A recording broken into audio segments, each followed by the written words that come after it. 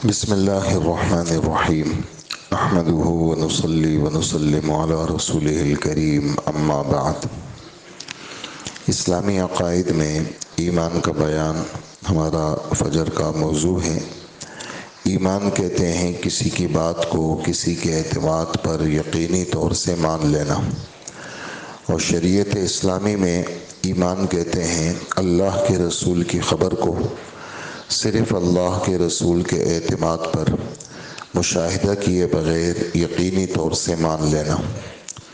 ایمان کی تفصیلات: اللہ کی ذات و صفات پر ایمان لانا، اللہ کے فرشتوں پر ایمان لانا، اللہ کی کتابوں پر ایمان لانا، اللہ کے رسولوں پر ایمان لانا، آخرت کے دن پر ایمان لانا، اور اس بات پر ایمان لانا کہ اچھی بری تقدیر اللہ کی طرف سے ہے، اور موت کے بعد دوبارہ زندہ کر کے اٹھائے جانے پر ایمان لانا۔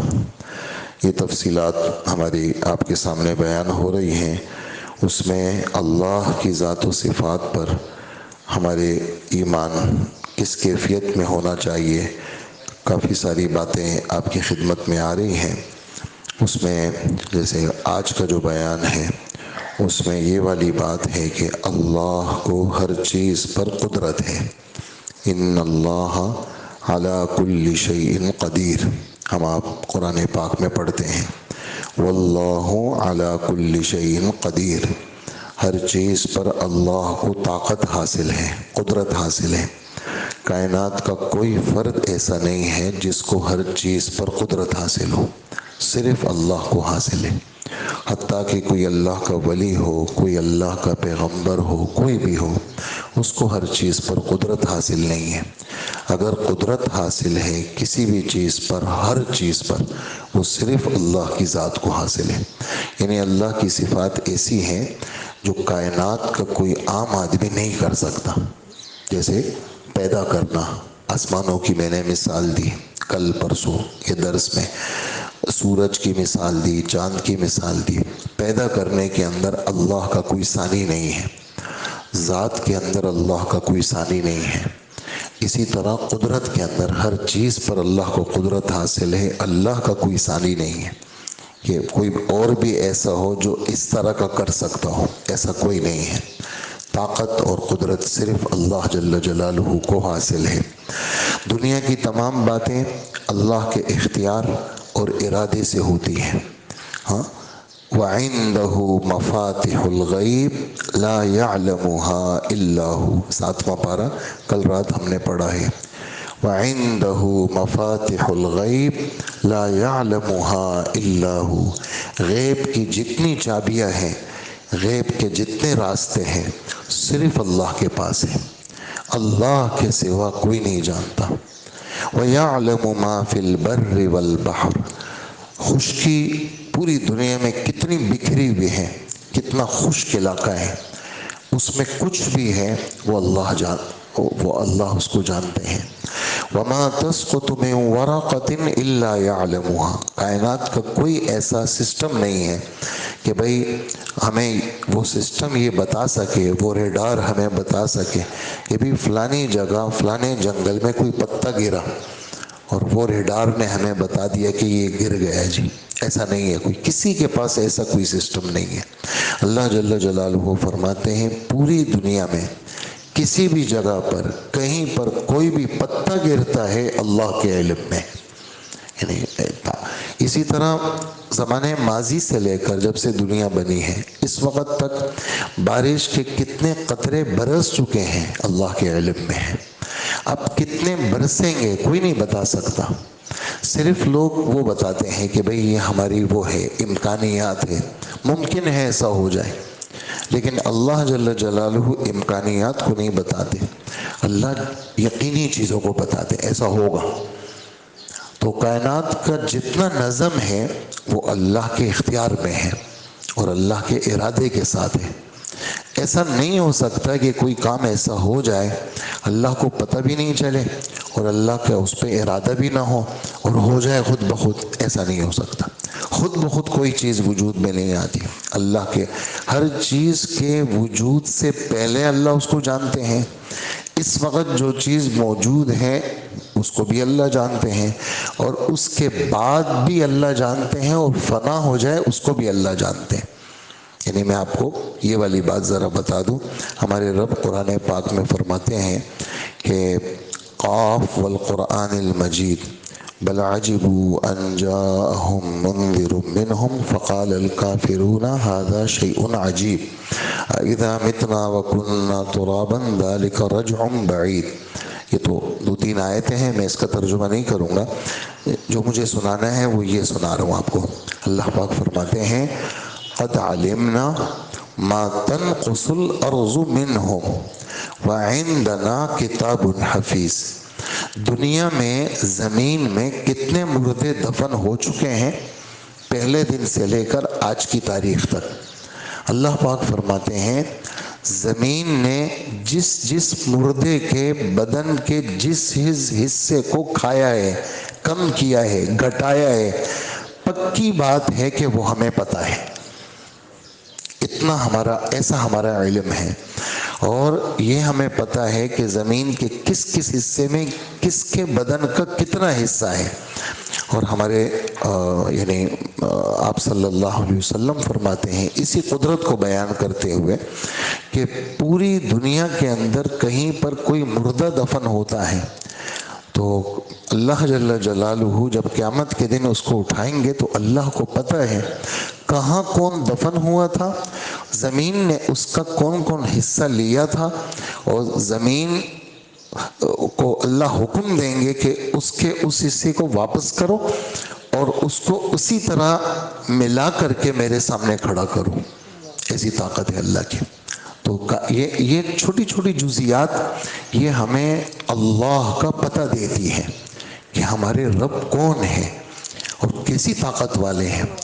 تو یہ بڑائی جب انسان کے دل میں آ جاتی ہے تو پھر آدمی صرف اللہ کا ہو کر رہتا ہے۔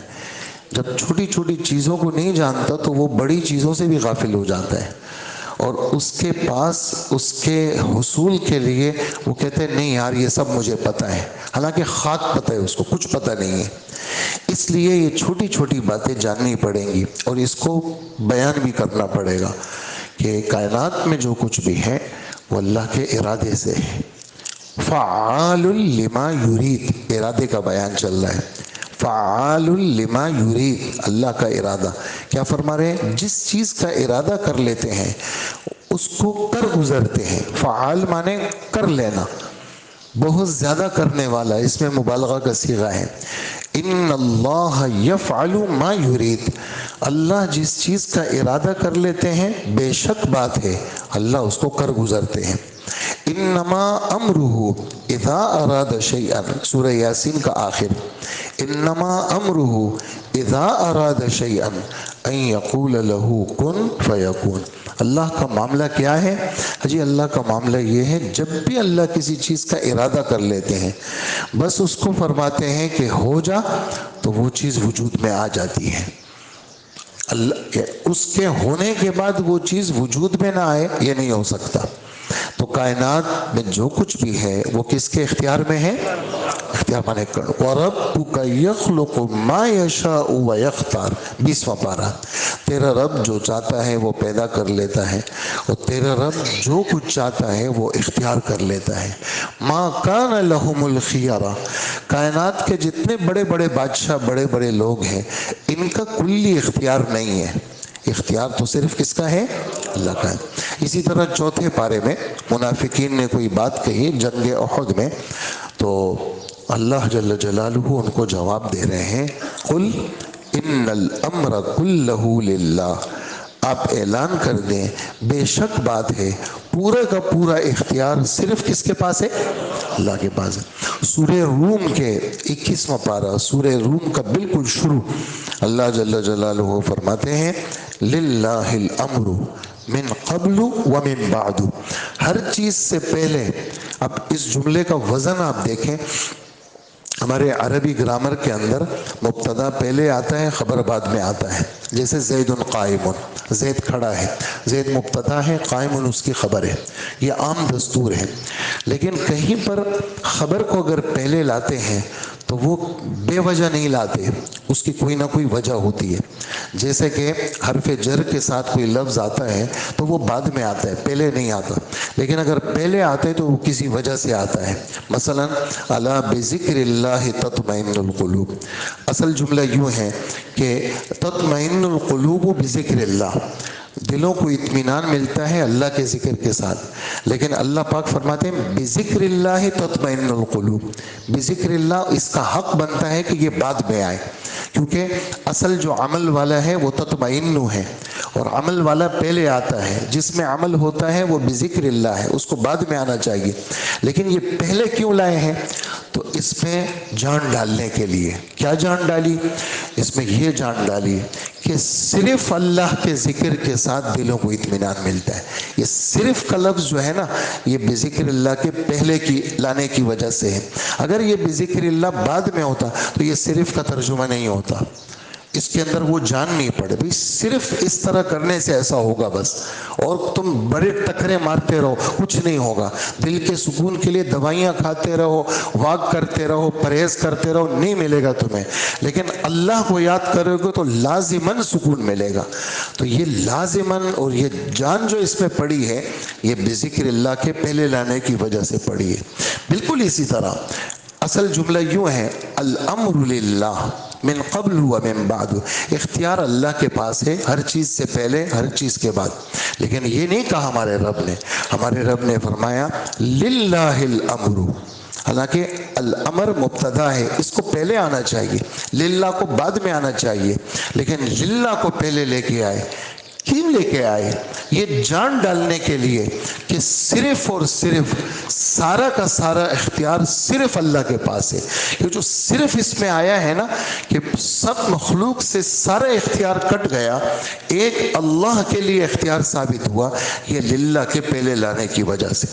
تو قرآن پاک کے اندر، یہ قرآن پاک معجز کلام ہے، لوگوں کو عاجز کرنے والا ہے. یہ ویسے ہی عاجز نہیں کرتا.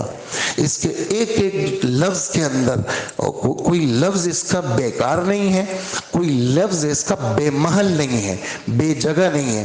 ہم اپنی اردو میں یا اپنی زبانوں میں لفظ استعمال، بہت سارے فضول لفظ استعمال ہوتے ہیں، لیکن قرآن پاک کے اندر کوئی لفظ فضول نہیں ہے. کس لفظ کا پہلے آنا وہ کہاں مفید ہے، وہ ہمارے رب نے اس کو کیا کیا ہے، ذکر کیا ہے. تو یہ ان جملوں کی جان ہے کہ اختیار صرف کس کے پاس ہے؟ اللہ کے پاس. اسی طرح قل ان الامر کلہ للہ، یہ ان الامر بے شک بات ہے. اس جملے کو کیسا جاندار بنایا. حالانکہ صرف امر بھی کہہ سکتے تھے، لیکن نہیں، ان بے شک بات ہے. اور پھر امر کے ساتھ کل کا لفظ لے کے آئے، اس کو اور تاکید کر لیا. ان ایک پختہ کرنا، تاکید مانے پختہ کرنا. ان ایک، پھر الامر کا الف لام دو، پھر کلہ تین، اور پھر للہ اس کے اندر لام حرف جر لائے ہیں کہ 4-5 تاکیدات کے ساتھ اس جملے کو اللہ نے ایسا پختہ کیا کہ تمہارا کہیں بھی دل دماغ منتشر نہ ہو کہ بھئی فلانا چاہے گا تو ہوگا، اس کا اختیار چلتا ہے. نہیں یار، اللہ ہمارا بھی کچھ چلتا ہے، حکومت کا بھی کچھ چلتا ہے، وہ بڑا آدمی ہے نا اس کا بھی کچھ چلتا ہے. اللہ نے سب کو کاٹ دیا، فرمایا اختیار تو صرف کس کا چلتا ہے؟ اللہ کا چلتا ہے. ایک اللہ کی چلے گی، کسی کی نہیں چلے گی. وہ چاہیں گے تو ہوگا، وہ نہیں چاہیں گے تو نہیں ہوگا. نمرود پورے کائنات کا بادشاہ تھا، اس نے چاہا کہ ابراہیم علیہ السلام پیدا نہ ہو، لیکن وہ ہوا جو اللہ نے چاہا. ابراہیم علیہ السلام پیدا ہو گئے. فرعون نے ہزاروں بچوں کے گردنوں کو ان کے ماؤں کے سامنے قتل کیا کہ موسیٰ علیہ السلام پیدا نہ ہو، لیکن اللہ نے پیدا بھی کیا اور اس کی گود میں پلوا کے دکھایا، میں کرنے والا ہوں. حضرت اسماعیل علیہ السلام کے والد ابراہیم علیہ السلام طاقت لگا رہے ہیں کہ یہ چھرا میرے بچے کے گلے کو کاٹ دے تاکہ اللہ کا حکم پورا ہو، لیکن ان کی طاقت لگی، اللہ کی چاہت نہیں تھی، اختیار اللہ کا چلا. وہ چھری کے نیچے اللہ نے ان کی جان کو بچایا. اسی طرح اس زمانے کی سپر پاور نے یہ طے کیا کہ ابراہیم علیہ السلام کو جلانا ہے. اللہ جل جلالہ براہ راست آگ کو فرما رہے ہیں، اے آگ، خبردار جو تو نے جلایا، تو نے ابراہیم علیہ السلام کو بچانا ہے، رسیاں تو جلا دینا لیکن ابراہیم علیہ السلام کا بال بھی نہیں جلانا۔ کس کا اختیار چلا؟ ہاں، تو یہ قصے صرف قصے نہیں ہیں، یہ اللہ کی ذات پر انسان کے دل دماغ کو کیا کرتے ہیں؟ جمع دیتے ہیں کہ میری کیا طاقت، میرا کیا اختیار، حکومت کی کیا طاقت، حکومت کا کیا اختیار، فوج کی کیا طاقت، فوج کا کیا اختیار، بادشاہوں کی کیا طاقت، ان کا کیا اختیار۔ اختیار تو صرف اللہ کا ہے اور چلے گی صرف اللہ کی۔ واللہ یحکم لا معقب لحکمہ، فیصلہ صرف اللہ کا چلتا ہے، اللہ کے فیصلے کو کوئی ٹلا نہیں سکتا۔ یہ ہمارے عقائد ہیں، یہ چھوٹی چھوٹی بظاہر جزیات ہے تو ہم اندر گھس کر کے وہ آپ سن رہے ہیں اور ہمارے رب نے اس کو سنایا ہے۔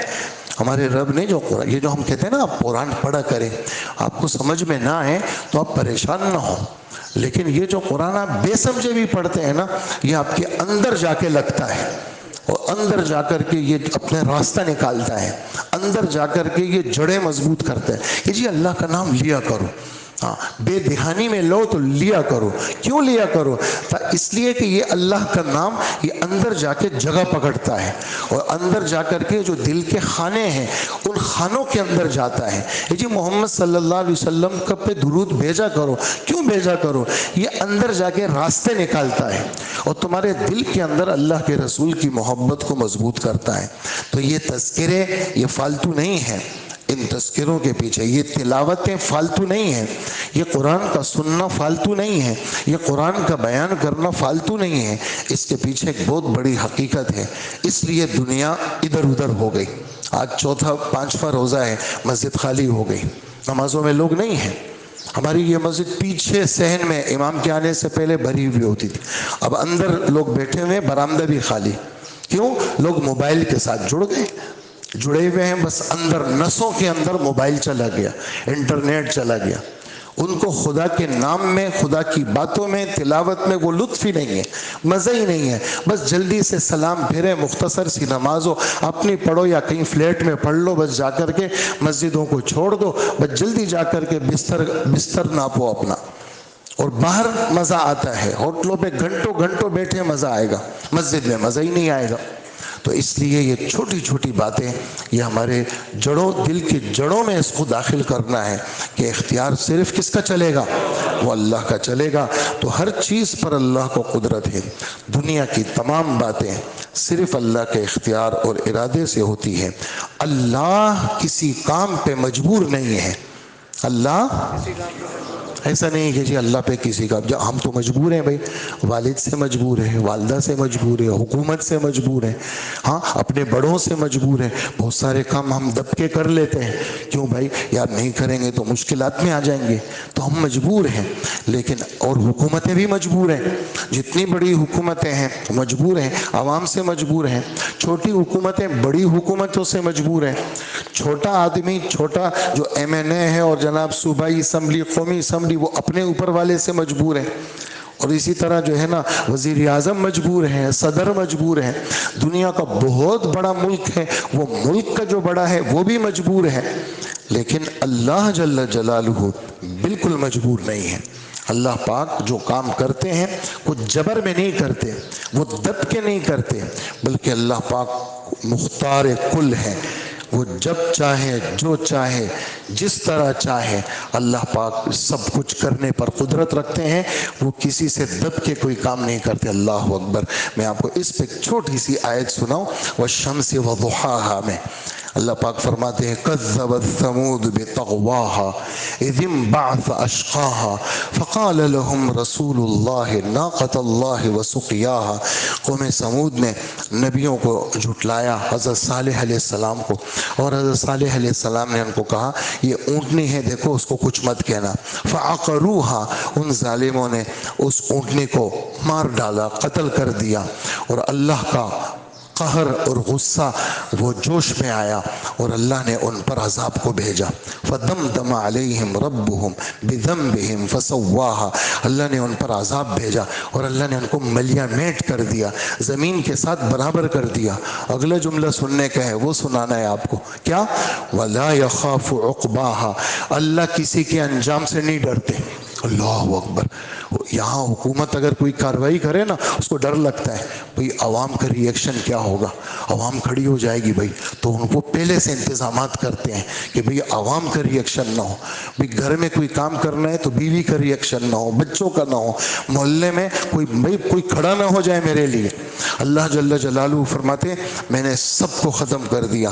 ولا یخاف عقباها، اللہ کسی کے انجام سے نہیں ڈرتے، دبتے نہیں اللہ پاک کسی سے، وہ سب کر گزرتے ہیں، کوئی ان سے پوچھ نہیں سکتا. 17ویں پارے میں لا یسأل عما یفعل، اللہ جو کرتے ہیں اللہ سے کوئی پوچھ نہیں سکتا.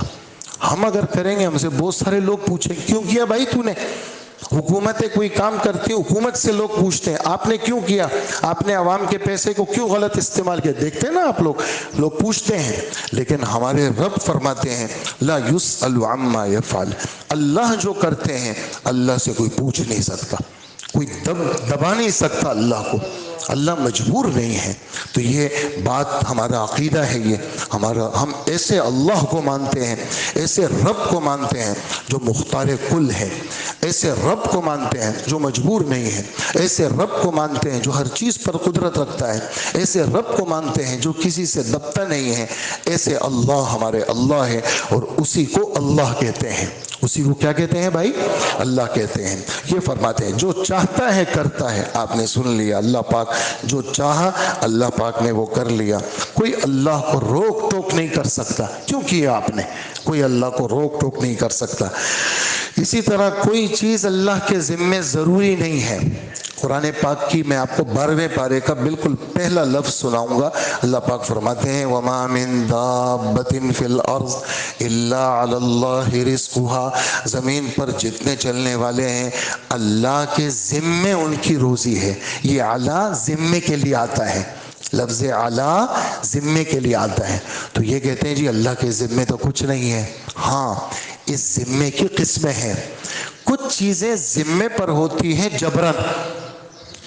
شادی کر لی بھائی تو نے، اب تیرے ذمے ہیں اس عورت کا نان نفقہ تیرے سر پر ہے. ہاں تو کچھ بھی کرے، تو محنت مزدوری کر، جا کر کے کما کے لا، تیرے مال میں اس عورت کا تیرے ذمے ہے. یہ بچے پیدا ہو گئے تیرے ذمے ہیں، ان بچوں کو کھانا کھلانا ذمے ہے. یہ والا ذمہ کیا ہے؟ اس کو کہتے ہیں وجوبی ذمہ، واجب ہے، نہیں کریں گے تو آپ مجرم ہیں. ایک ایسا ہے کہ بھئی میرے ذمے نہیں ہے، ہاں یار میں نے یہ میں نے آپ کے ساتھ میں یہ وہ کرتا ہوں، احسان کرتا ہوں، 100 آدمیوں کو میں یہ چیز دوں گا، 100 آدمیوں کو، اس کو یہ چیز ذمے میں نہیں ہے. اللہ کے ذمے کوئی چیز واجب نہیں ہے. لیکن اللہ چونکہ کریم ہے وہ فرماتے ہیں میں ذمہ لیتا ہوں کہ زمین کے جتنے پھرنے والے ہیں رزق میں ان کو دوں گا. حالانکہ اللہ کے ذمے فرض نہیں ہے، واجب نہیں ہے، لیکن وہ ایسا کریم ہے جو وعدہ کر لیتے ہیں اس کو نبھاتے بھی ہیں.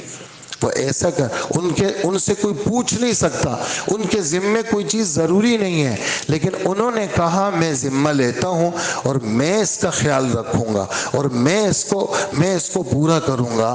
تو یہ وجوبی ذمہ نہیں ہے، اس کو کہتے ہیں تفضلی ذمہ، اضافی ذمہ، جو کوئی پوچھ نہیں سکتا ان سے، لیکن انہوں نے کہا میں کروں گا تو اللہ جل جلالہ اس کو نبھائیں گے، اس کو پورا کریں گے.